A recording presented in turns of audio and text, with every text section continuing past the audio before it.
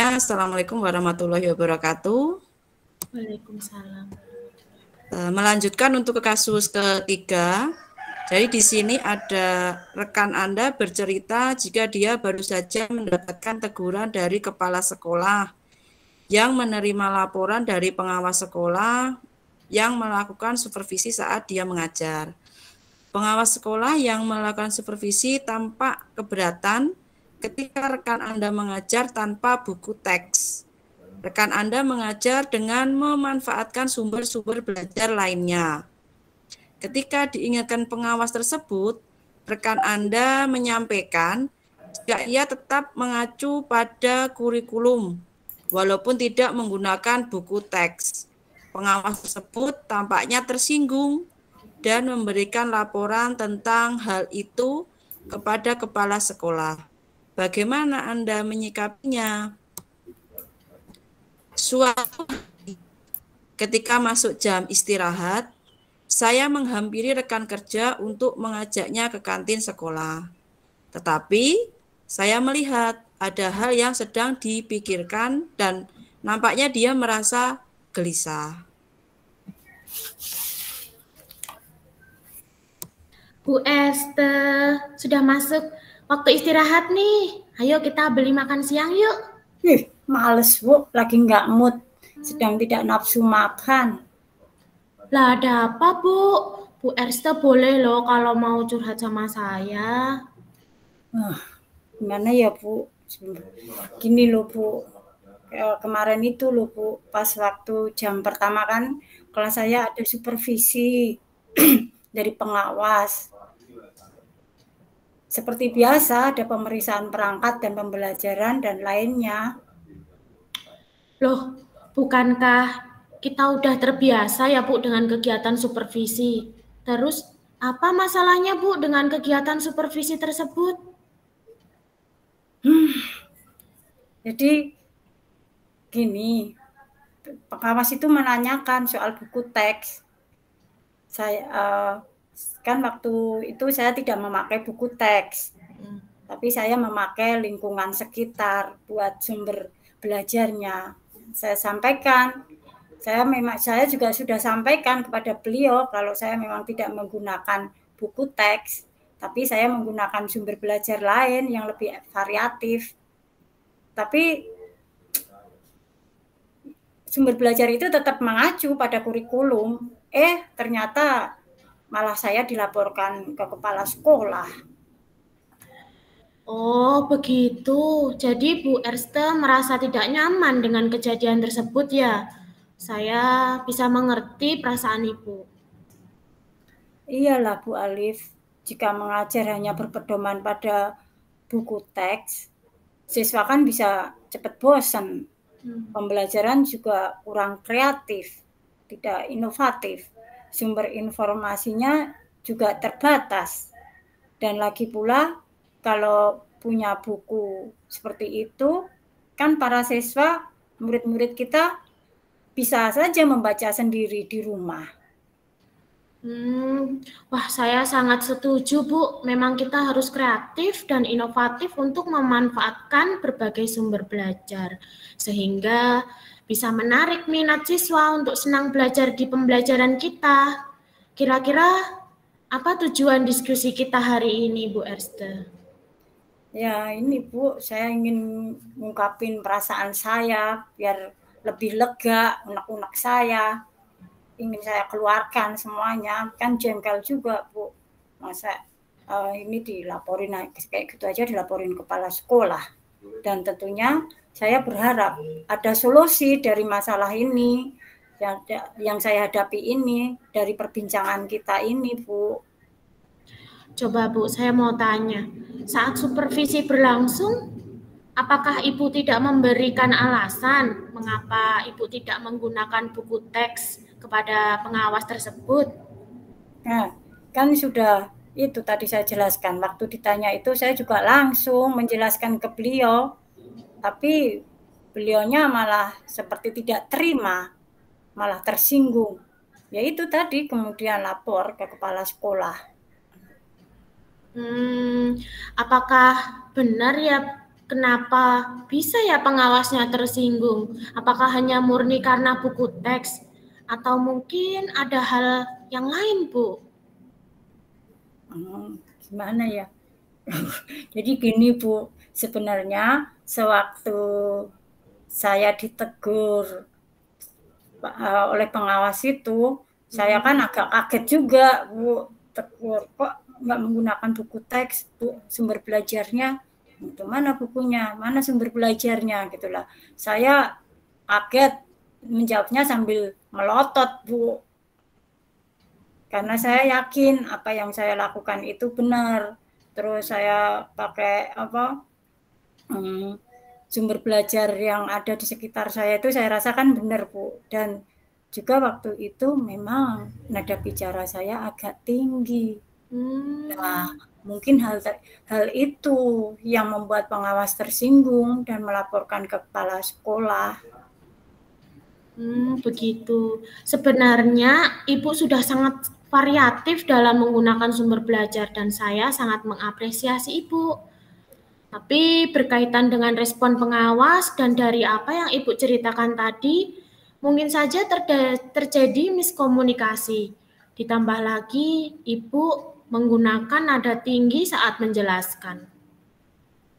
Saya juga berpikir begitu Bu. Mungkin beliau tersinggung karena tadi sikap saya, suara saya yang tinggi, mata saya yang agak melotot gitu.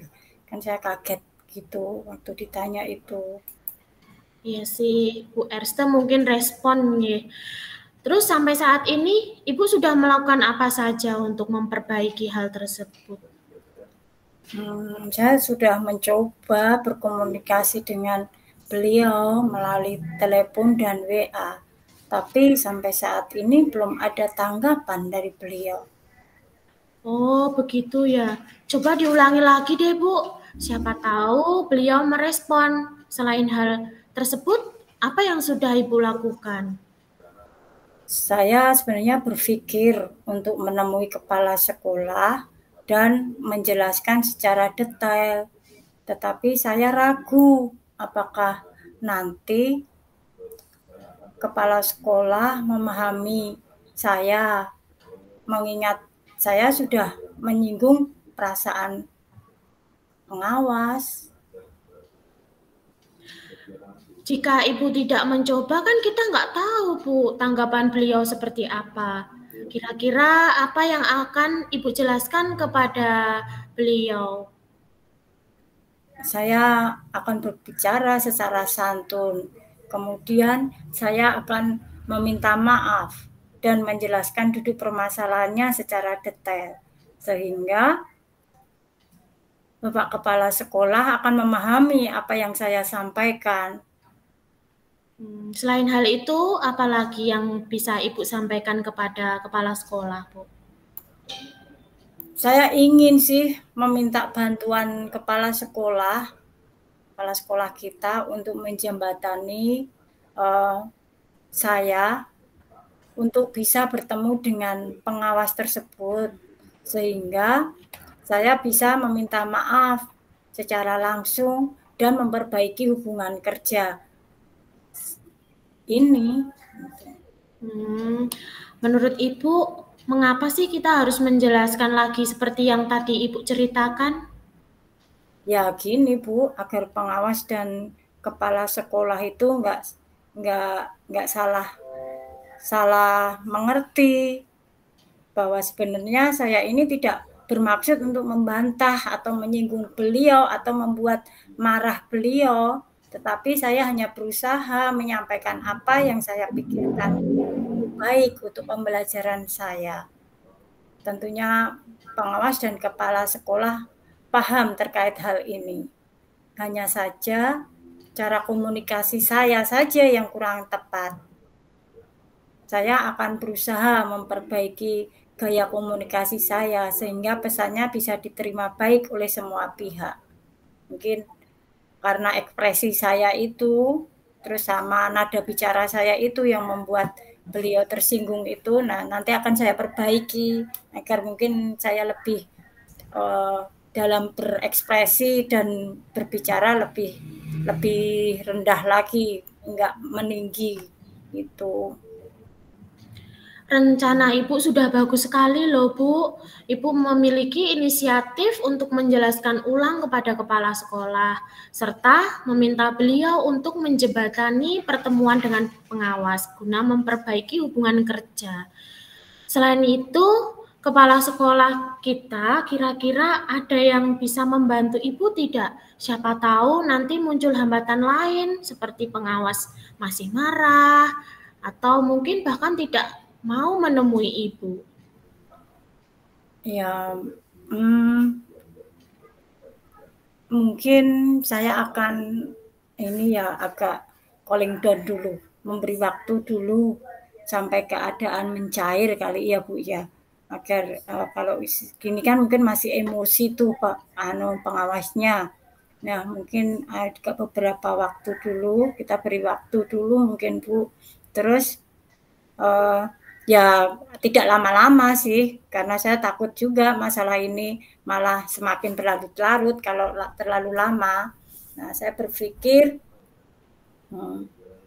Pak Marsono bisa membantu saya karena perannya selain sebagai wakakurikulum juga memiliki kedekatan personal dengan pengawas, dan saya yakin bisa menengahi dan membantu penyelesaian masalah saya ini.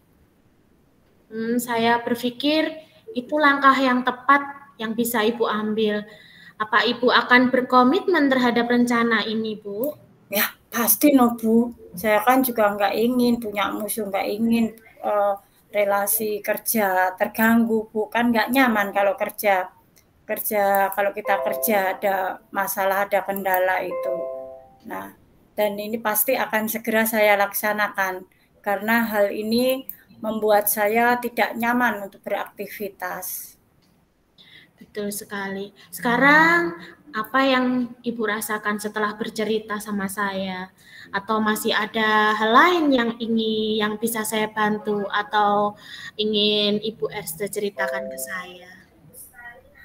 Saya sudah merasa sedikit lega Bu Arlif, ya sudah bisa bercerita, sudah bisa ngungkapin unek-unek saya. Nah, terus saya mau minta bantuan pada Ibu Alif untuk selalu mengingatkan komitmen saya untuk melaksanakan langkah solusi yang tadi sudah kita bahas, untuk menemui kepala sekolah, untuk meminta bantuan dengan Pak Marsono, terus itu tadi segera untuk menyelesaikan dengan masalah ini dengan pengawas, segera menemui Pak pengawas. Alhamdulillah Bu, saya senang sekali bisa menjadi teman diskusi Ibu hari ini. Baik Bu, saya akan membantu mengingatkan komitmen Ibu baik kepada kepala sekolah, pengawas, ataupun kepada Bapak Marsono selaku wakakurikulum kita. Iya Bu, terima kasih ya sudah menjadi teman diskusi yang baik. Terima kasih sudah mau mendengarkan keluh kesah saya. Pusing Bu kalau punya masalah kayak gini di tempat kerja lagi. Baik, sama-sama Ibu. Kalau begitu sudah mood dong untuk makan. Yuk kita makan siang yuk. Ayo, yang traktir Bu Alif. Oh, beres. Ayo Bu. Yuk, ayo.